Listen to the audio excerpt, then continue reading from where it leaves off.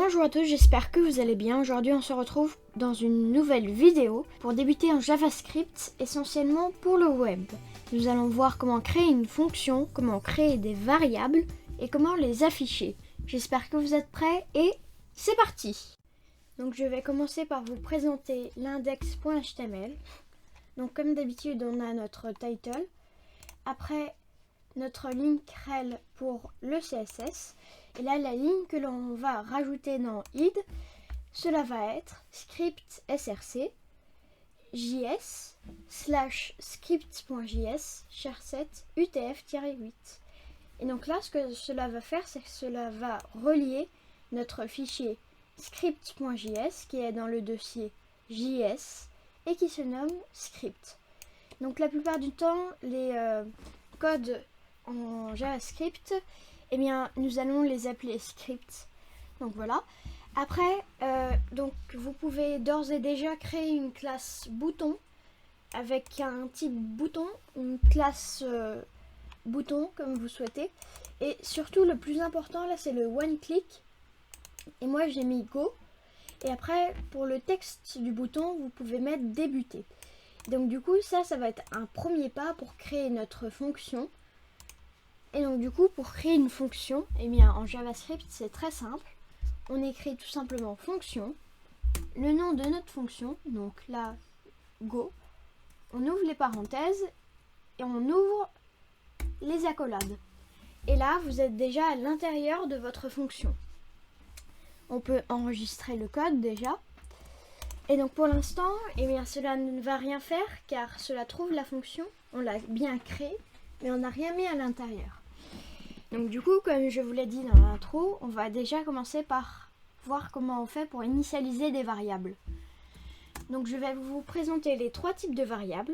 Il y a let, var et const.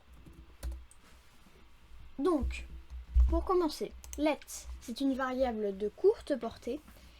Et donc du coup, eh bien, elle est utilisable uniquement dans notre fonction, dans une fonction.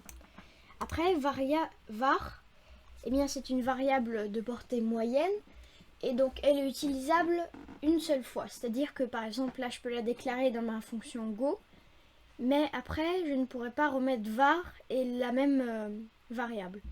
Et après, const, c'est une constante, donc elle est utilisable. On peut la déclarer uniquement dans la fonction, mais elle ne va pas pouvoir être modifiée tout au fil du programme. Donc du coup, là par exemple, je vais faire let voiture est égal 10. Donc par exemple, il y a 10 voitures. Il ne faut pas oublier le point virgule. Après, on peut mettre var. Alors, il y a différents types. Il y a les nombres. Après, vous pouvez aussi mettre des chaînes de caractères ou alors des tableaux. Donc, var, on va mettre des voitures jaunes, par exemple, est égal à il y a 30 voitures jaunes. Voilà. Et donc, du coup, pour faire ma chaîne de caractères, là, j'ai mis des guillemets. Il ne faut pas oublier le point virgule. Et après, là, en dernier, on peut mettre const camion. Et donc là, on va mettre est égal à 25 par exemple. Hop, voilà. Et donc là, déjà, ce que ça nous fait, c'est que on a créé trois variables.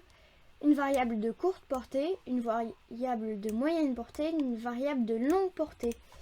Et donc maintenant, donc on a créé nos variables, mais si on regarde sur notre site, donc là, j'ai mon site. Si on regarde sur notre site, eh bien, cela ne me met pas les variables. Et donc du coup, pour cela, ce que je vais faire, c'est que je vais rajouter quelque chose. Ça se nomme alerte. Je vais pouvoir ouvrir les parenthèses. Et là, je vais mettre voiture. Et donc voiture, là, c'est ma première variable. Et donc là, regardez, si on passe sur notre page web, on actualise. Si vous appuyez sur débuter, et bien là, cela vous affiche bien le nombre 10. Et donc maintenant, si vous souhaitez bien mettre autre chose que la variable, 10. Donc vous pouvez mettre des guillemets. Et là, vous mettez il y a à tic. Il y a, voilà. Donc là, vous mettez un espace. Vous rajoutez un plus.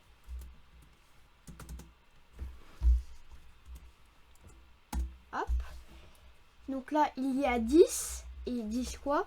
10 voitures. Voilà. Et donc là, normalement, alors je vais enlever les parenthèses parce que ça lui cause un peu un problème.